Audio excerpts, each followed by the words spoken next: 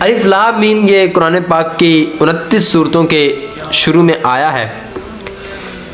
انہیں حروف مقطعات کہتے ہیں، جس طرح کہ الف لام میم صاد، الف لام میم طہ یاسین، یہ جو حروف ہیں ان کو حروف مقطعات کہتے ہیں۔ ان کے بارے میں سب سے قوی قول یہ ہے کہ اللہ کے رازوں میں سے ایک راز ہے اور متشابہات میں سے ہیں۔ ان کی مراد اللہ جانتا ہے یا اس کا رسول، اور ہم اس پر ایمان رکھتے ہیں۔ سیدی اعلیٰ حضرت رحمۃ اللہ تعالیٰ نے فرماتے ہیں کہ اللہ رب العزت نے اپنے محبوب صلی اللہ علیہ وسلم کے بھی حروف مقطعات کا علم عطا فرمایا ہے، جیسا کہ سیدی اعلیٰ حضرت رحمۃ اللہ فرماتے ہیں کہ صاحب بیضاوی آپ اپنی کتاب انوار التنزیل میں فرماتے ہیں کہ صورتوں کی ابتدائیہ میں یہ حروف مقطعات کے بارے میں فرماتے ہیں ایک قول یہ ہے کہ یہ ایک راز ہے جسے اللہ رب العزت نے اپنے علم کے ساتھ مخصوص فرمایا، اور تقریباً ایسی ہی روایت خلفائے اربعہ سے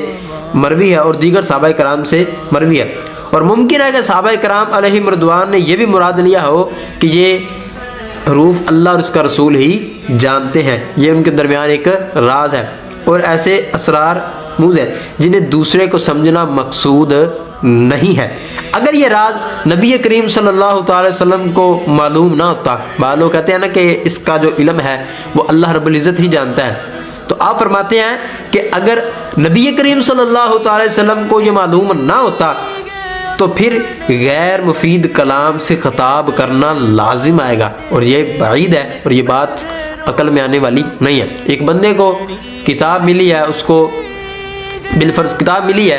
اور اس کو ظاہری بات ہے اس کو ہر چیز کا علم ہوگا اس میں، تو یہ بالکل بعید چیز ہے کہ اس کا علم نہ ہو، بلکہ اعلیٰ فرماتے ہیں کہ نبی کریم صلی اللہ تعالی وسلم کو بھی اس چیز کا علم تھا، حروف مقطعات کا۔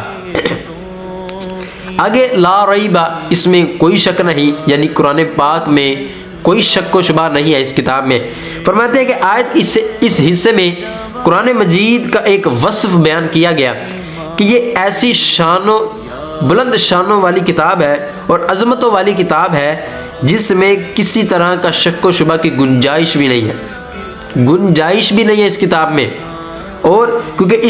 شک اس چیز میں ہوتا ہے جس کی حقانیت پر کوئی دلیل نہ ہو، جبکہ قرآن پاک اپنی حقانیت کی ایسی واضح دلیل ہے جو ہر صاحب انصاف اور عقل مند انسان کو اس بات کا یقین کرنے پر مجبور کر دیتی ہے کہ یہ کتاب حق ہے اور اللہ تبارک و تعالیٰ کی طرف سے نازل کی گئی ہے۔ تو جیسے کسی اندھے کے انکار